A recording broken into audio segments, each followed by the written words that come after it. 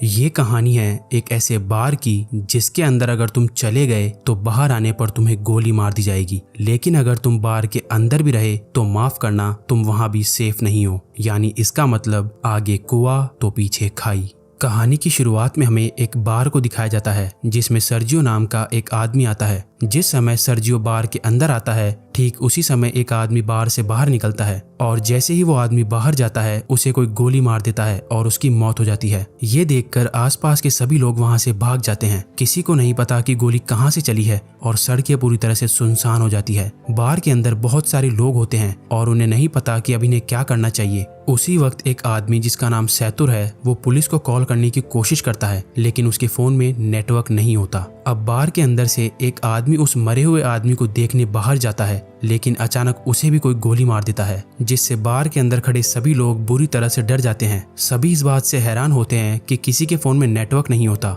बार के अंदर एक लड़की होती है जिसका नाम एलिना है। वो कहती है कि हमें टीवी पर न्यूज देखनी चाहिए। जब ये लोग टीवी पर न्यूज देखते हैं तो इस हादसे के बारे में टीवी पर कोई खबर नहीं होती और जैसे ही इन लोगों की नजर बाहर जाती है तो वहां से दोनों लाशें गायब हो जाती है और साथ ही उनका खून भी वहां से साफ कर दिया जाता है। इन सभी को कुछ समझ नहीं आता कि यहाँ पर क्या हो रहा है। तभी सैतुर कहता है कि मुझे लगता है कोई चाहता है कि हम में से कोई भी यहाँ से बाहर ना निकले। फिर सर्जियो कहता है कि हो सकता है हम में से कोई एक किलर हो या हो सकता है हम में से कोई आतंकवादी हो जिसके पास कोई भयानक विस्फोटक सामान हो और पुलिस उसे पकड़कर मारना चाहती हो। ये सुनकर एक आदमी जिसका नाम नाचो है वो अपने पैर से अपने बैग को छुपा देता है, पर सर्जियो उसे ऐसा करते हुए देख लेता है और इसके बारे में सबको बताता है। नाचो के बैग को ले लिया जाता है और जब उसके बैग को खोला जाता है तो उसमें से कपड़े और एक हार्ड डिस्क निकलती है। तभी नाचो कहता है कि इसमें ऐसी कोई भी चीज नहीं है जिससे किसी को भी नुकसान हो। वो कहता है कि मैं एक एड कंपनी में काम करता हूँ और इस हार्ड डिस्क में मेरे काम की फाइल्स है,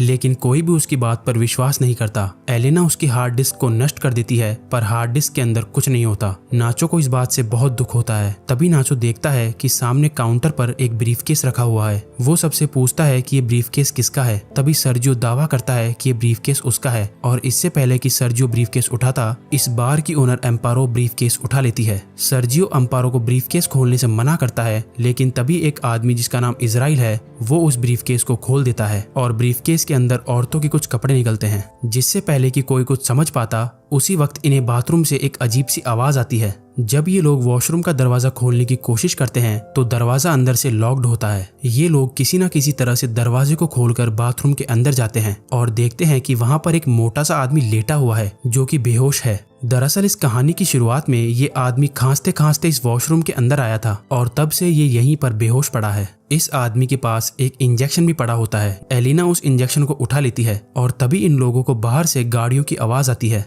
जैसे ही ये लोग बार के गेट के पास जाते हैं तो ये देखते हैं कि वहाँ बहुत सारे आर्मी ऑफिसर्स आते हैं जिनके चेहरे पूरी तरह से ढके हुए होते हैं। आर्मी ऑफिसर्स वहाँ पर बहुत सारे टायर्स का ढेर करते हैं और उन टायर्स को जलाकर वहाँ से चले जाते हैं। हालांकि सभी को लग रहा था कि ये हमारी मदद करने आए हैं, लेकिन वो इनकी मदद नहीं करते। उसके ठीक बाद टीवी पर न्यूज दिखाई जाती है कि सिटी के एक बहुत बड़े हिस्से में आग लग गई है और इसीलिए उस जगह को सील कर दिया गया है और उस तरफ अब कोई भी नहीं जा सकता। बार में फंसे लोगों को कुछ समझ नहीं आता कि सरकार झूठ क्यों बोल रही है। तभी वो आदमी जो बाथरूम के अंदर बेहोश था वो अचानक सबके सामने आ जाता है। उसकी पूरी बॉडी बुरी तरह से फूल जाती है, साथ ही उसकी आंखें भी डरावनी और अजीब सी हो जाती है और वो वहीं पर गिरकर मर जाता है। लेकिन मरने से पहले वो डू नॉट टच मी कहता है। ये लोग उस मरे हुए आदमी का फोन उठाते हैं और देखते हैं कि ये आदमी तो एक आर्मी ऑफिसर था। इसके फोन में और भी कुछ फोटोज होती है जिनमें लोगों ने किसी भी वायरस से बचने वाली पीपीई किट पहनी होती है। अब बार के अंदर सभी लोग समझ जाते हैं कि इस पूरे इलाके को क्वारंटीन कर दिया गया है। इसका मतलब ये जो आदमी अभी अभी यहाँ पर मरा है ये इन्फेक्टेड था और इन्फेक्शन से इसकी जान चली गई है और हो सकता है कि शायद अब यहाँ और भी लोग इन्फेक्टेड होंगे। वहीं नाचो को दिखाया जाता है जो किसी भी तरह से अपने फोन में सिग्नल लाने की कोशिश करता है और जब वो एक टेबल पर चढ़कर अपने फोन को ऊपर करता है तो उसके मोबाइल में नेटवर्क आ जाता है। वो ये बात सबको बताता है। तभी नाचो को कहा जाता है कि तुम जल्दी से किसी भी मीडिया वाले को कॉल करके उसे सब कुछ बता दो। लेकिन तभी सैतुर भी फोन पर बात करने के लिए टेबल पर चढ़ जाता है, जिस वजह से टेबल टूट जाती है। फिर एक आदमी जिसका नाम एंड्रेस है वो नाचो से फोन मांगता है, लेकिन तभी एम्पारो उसे रोक देती है और कहती है कि इस फोन को मत छूना, क्योंकि ये फोन उस इन्फेक्टेड आदमी का था और अगर तुमने इस मोबाइल को छू लिया तो तुम भी इन्फेक्टेड हो जाओगे। सर्जियो और एंड्रेस इस बात से सहमत हो जाते हैं। अब इसका मतलब नाचो और जिस किसी ने भी इस मोबाइल को या उस आदमी को छू लिया है वो सब के सब इन्फेक्टेड है और ऐसा करने वाले इनमें से 5 लोग हैं। एंड्रेस उन्हें अपनी बंदूक से धमकाता है और इनसे कहा जाता है कि उस आदमी की डेड बॉडी को नीचे तहखाने में बने स्टोर रूम में लेकर जाओ। इन सब लोगों को मजबूरन उनकी बात माननी पड़ती है और ये सभी 5 लोग डेड बॉडी को लेकर नीचे तहखाने में चले जाते हैं। अब ऊपर बस 3 लोग बचे हुए हैं। थोड़ी देर बाद एक ट्रिनी नाम की औरत को वहां पर सफोकेशन होना शुरू हो जाता है। ट्रिनी सबको तहखाने का दरवाजा खोलने के लिए कहती है, लेकिन कोई उसकी बात नहीं सुनता। जैसे ही ट्रिनी दरवाजा खोलने जाती है तो वहां पर रखी हुई कुछ बॉटल्स गिर जाती है। उनका लिक्विड एक साइड बहना शुरू हो जाता है और तभी इनकी नजर वहां पर बने एक ड्रेनेज पर पड़ती है। इसका मतलब ये लोग वहां से पानी के रास्ते से होते हुए वहां से बाहर निकल सकते हैं। फिर इजराइल उस ढक्कन को खोल देता है और वो ड्रेनेज के अंदर से होकर यहाँ से बाहर निकलने का फैसला करता है। इसलिए वो अपने पूरे शरीर पर ऑयल लगाता है और उस ड्रेनेज से नीचे जाने की कोशिश करता है, लेकिन ड्रेनेज का छेद ज्यादा बड़ा नहीं होता, इसलिए वो नीचे नहीं जा पाता। और तभी अचानक इन सभी लोगों को गोलियां चलने की आवाज आती है। आवाज सुनकर ये सभी लोग घबरा जाते हैं। फिर इन्हें ऊपर बार में धुआं दिखाई देती है, जिसे देखकर ये लोग समझ जाते हैं कि ऊपर जो 3 लोग थे उन्हें किसी ने मारकर पूरे बार को आग लगा दी है। वहीं दूसरी तरफ इजराइल अभी भी बुरी तरह से ड्रेनेज में फंसा हुआ है। अब वो लोग सबसे पहले इजराइल को ड्रेनेज से बाहर निकालते हैं। कुछ घंटों बाद आग पूरी तरह से बुझ जाती है और वो लोग ऊपर बार में आने का फैसला करते हैं।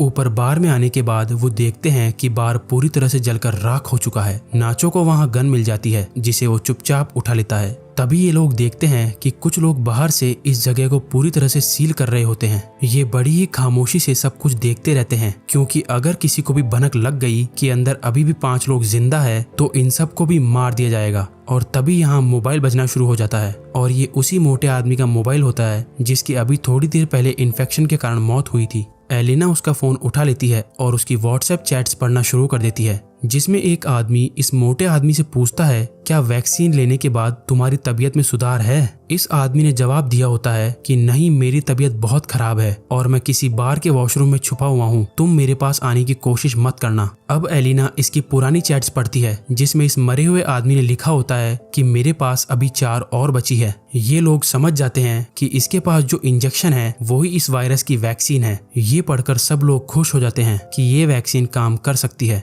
लेकिन फिर भी उनके मन में एक डाउट आता है कि अगर इस आदमी ने वैक्सीन ली थी तो इसकी मृत्यु कैसे हो गई। अचानक इसके बाद वो फोन बजना शुरू हो जाता है, पर इससे पहले कि वो फोन उठा पाते उसकी बैटरी लो होने के कारण फोन स्विच ऑफ हो जाता है। अब ये किसी न किसी तरह से फोन को चार्ज करने की कोशिश करते हैं। वहीं एलिना कहती है कि इस आदमी ने चैट्स में कहा था कि इसके पास 4 और बची है, तो क्यों ना हम उन 4 वैक्सीन को ढूंढे। फिर ये सब नीचे स्टोर रूम में उसकी लाश के पास जाते हैं, लेकिन इनको वहाँ पर कोई वैक्सीन नहीं मिलती। इसके बाद फिर ये वॉशरूम में जाते हैं, जहाँ पहले से ही इजराइल वैक्सीन के साथ बैठा होता है। इजराइल किसी एक से अपना बलिदान मांगता है, क्योंकि वो सब 5 है और वैक्सीन सिर्फ 4। इसलिए इजराइल सबसे पहले एक इंजेक्शन निकालकर अपने आप को इंजेक्ट कर लेता है। तभी नाचो उस पर अपनी बंदूक तान देता है, लेकिन इजराइल फिर भी वैक्सीन अपने शरीर में इंजेक्ट कर लेता है, जिसके बाद नाचो और इजराइल के बीच हाथापाई शुरू हो जाती है। इजराइल नाचो पर हावी हो जाता है और उसकी गन को छीन लेता है। इसी हाथापाई के दौरान वैक्सीन इजराइल के हाथ से छूटकर नीचे तहखाने में गिर जाती है।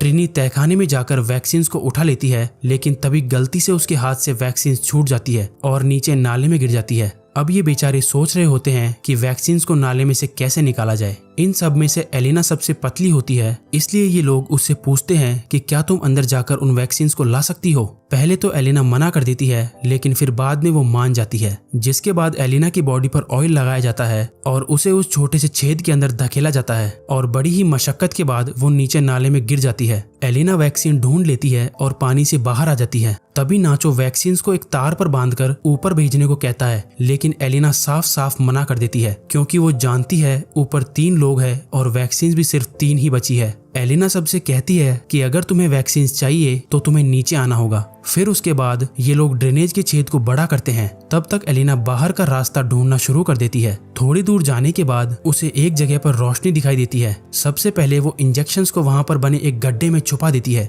इसके बाद वो सीढ़ियों से ऊपर जाकर देखती है कि वहाँ पर बहुत सारी पुलिस फोर्स है जो कि बार में मरे उनके 3 साथियों को जला रही है। यहाँ से सीन शिफ्ट होता है और हमें दिखाया जाता है कि बाकी के 4 लोग जो ऊपर स्टोर रूम में थे वो भी अब किसी न किसी तरह से नीचे आ जाते हैं। इजराइल और नाचो के बीच एक बार फिर घमासान युद्ध शुरू हो जाता है और इस बार नाचो उससे बंदूक छीनकर उसे वहीं पर गोलियों से बूंद देता है। अब नाचो के पास गन होती है इसलिए सब उससे डर रहे होते हैं। तभी नाचो सैतुर को अपने गन पॉइंट पर ले लेता है और एलिना को वैक्सीन देने के लिए कहता है। नाचो कहता है कि हमारे पास 3 वैक्सीन है और इसको मरने के बाद हम तीनों बच सकते हैं। फिर एलिना इन सबको बाहर की ओर ले जाती है जहां उसने वैक्सीन छिपा रखी थी। धीरे धीरे ये लोग आगे बढ़ते रहते हैं। नाचो और एलिना आगे चलते हैं जबकि सैतुर और ट्रिनी इनके पीछे चलते हैं। तभी अचानक ट्रिनी सैतुर को पानी में डुबाकर मारने की कोशिश करती है ताकि सारी दिक्कत ही खत्म हो जाए, लेकिन नाचो ट्रिनी को ऐसा करने से रोक देता है। पर ट्रिनी नाचो से कहती है कि तुम मुझे मार दो ताकि तुम सब वैक्सीन बांट लो और तुम्हारी जान बच जाए। नाचो ट्रिनी पर बंदूक तान देता है लेकिन वो गोली नहीं चला पाता, जिसके बाद ट्रिनी नाचो से गन लेकर यहाँ से थोड़ी दूर जाकर अपने आप को मार देती है। अब सिर्फ 3 लोग बचे थे और इनके पास इंजेक्शन भी 3 ही थे, इसलिए सब एक एक इंजेक्शन ले लेते हैं। पर इससे पहले कि ये लोग अपनी बॉडी में इंजेक्शन लगाते, यहाँ पर इजराइल आ जाता है जो अभी भी जिंदा है। इजराइल सैतुर पर पीछे से हमला करके उसे जान से मार देता है। अब इजराइल को गुस्सा आ जाता है और वो नाचो और एलिना की जान के पीछे पड़ जाता है। तभी नाचो और एलिना को सामने सीढ़ियां दिखाई देती है। वो दोनों सीढ़ियों की ओर आगे बढ़ते हैं, पर तभी एलिना के पास जो इंजेक्शन होता है वो उसके हाथ से छूटकर नीचे गिर जाता है। अब क्योंकि इजराइल भी उनके साथ सीढ़ियों पर चढ़ रहा है इसलिए वो नीचे नहीं जा सकते। नाचो जल्दी से अपना इंजेक्शन एलिना को दे देता है। फिर इजराइल नाचो के पैर पकड़कर उसे नीचे खींच लेता है, जिससे दोनों की नीचे गिरकर मौत हो जाती है। एलिना के पास अब जो वैक्सीन बचा है वो उसे अपने शरीर में इंजेक्ट कर लेती है और ऊपर ड्रेनेज के ढक्कन को खोलकर बाहर निकल जाती है। बाहर निकलते ही उसे बहुत सारे लोग दिखाई देते हैं और सरकार ने आगे के इलाके को पूरी तरह से सील किया हुआ है। तभी एक औरत उसकी बॉडी पर अपनी जैकेट डाल देती है। एलिना को बिल्कुल भी होश नहीं होता और वो चुपचाप उस भीड़ में शामिल हो जाती है। अंत में इस कहानी में हमें ये पता चलता है कि वो मोटा आदमी जो बार के वॉशरूम में खांसता खांसता गया था वो एक आर्मी ऑफिसर था और हो सकता है शायद आर्मी किसी तरह का कोई बायोलॉजिकल वेपन बना रही हो ताकि वो अपने दुश्मन देशों पर इस वेपन से हमला कर सके। लेकिन इस दौरान इनका अपना एक ऑफिसर इन्फेक्टेड हो गया। हालांकि उनके पास इस इन्फेक्शन की वैक्सीन भी थी, लेकिन ये ऑफिसर बीमार था इसलिए वैक्सीन ने उसके ऊपर काम नहीं किया। और जब आर्मी को पता चलता है कि उनका वो ऑफिसर बार के अंदर है तो उन्होंने पूरे एरिया को सील कर दिया ताकि वहां से कोई भी बाहर ना निकल पाए और उस वायरस को इसी जगह पर खत्म कर दिया जाए, चाहे इसके लिए उन्हें कुछ बेगुनाह लोगों को मारना ही क्यों ना पड़े। थोड़े बहुत लोगों के चक्कर में वो पूरे देश को खतरे में नहीं डाल सकते थे, इसलिए उन्हें मजबूरन ये कदम उठाना पड़ा। तो तुम्हें क्या लगता है, ये कदम उठाना सही था या गलत?